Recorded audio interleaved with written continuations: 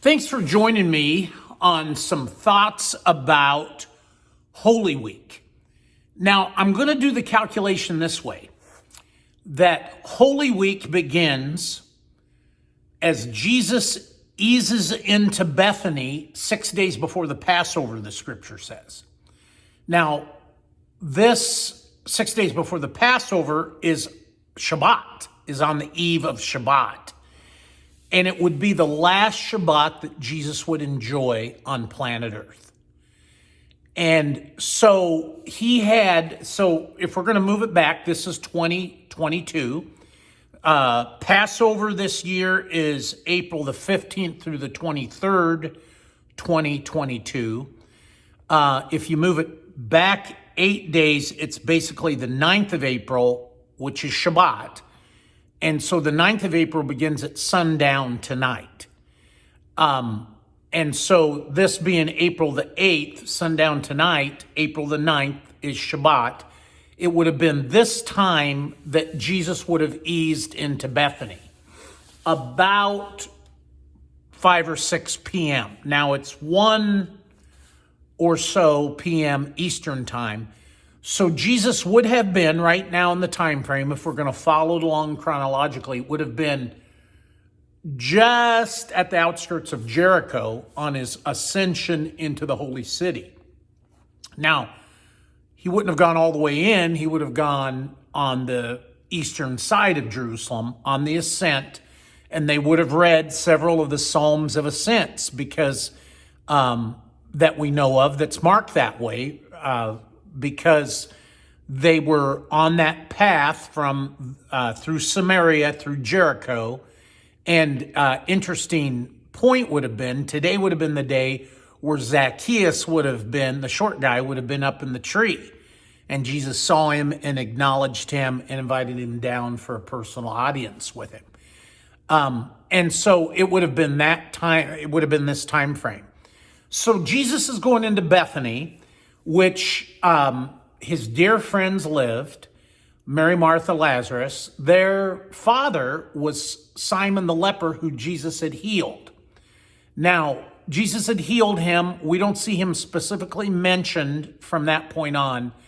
But Simon the leper was the guy that was very well connected in the Jerusalem area, because keep in mind that Bethany and Bethpage were both part of, or classified as part of, Jerusalem for the sake of the Passover. If you're a real true Jew, you came to Jerusalem for the Passover, to the holy city, which for the purposes of the Passover would have included Bethany and Bethpage.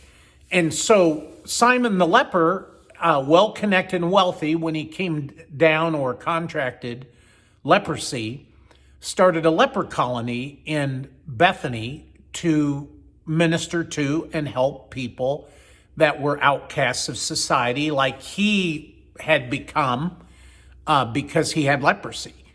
And Mary, Martha, and Lazarus each had their positions, roles to play.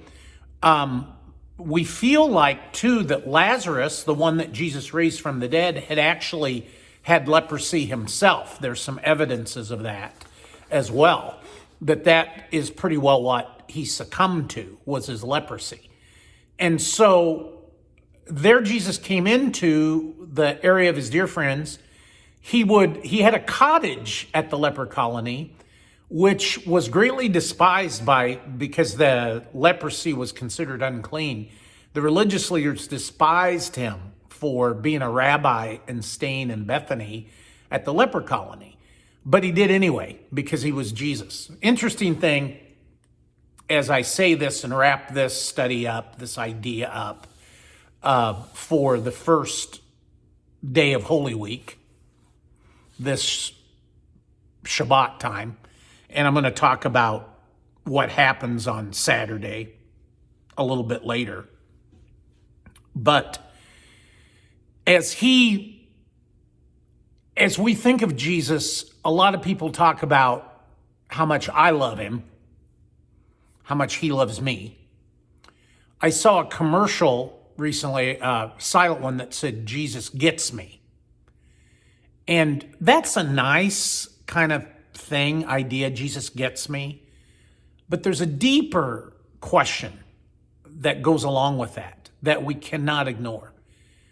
Jesus gets me, sure enough, but do I get him? See, this Holy Week is an opportunity for us to get to know him. Quit trying to figure out, does he know me? We're so myopic in our modern day spiritual pursuits. Myopic, self-absorbed, instead of being God-absorbed. Instead of focusing in upon him, loving him, trusting him, putting my entire faith in him. We're so needy and dramatic. We have to hear how much he loves me. Let's roll on through that and process on through that. I challenge you for that, this first episode, this first part of this season of the Holy Week. Move past yourself. Go deeper with God. Be God.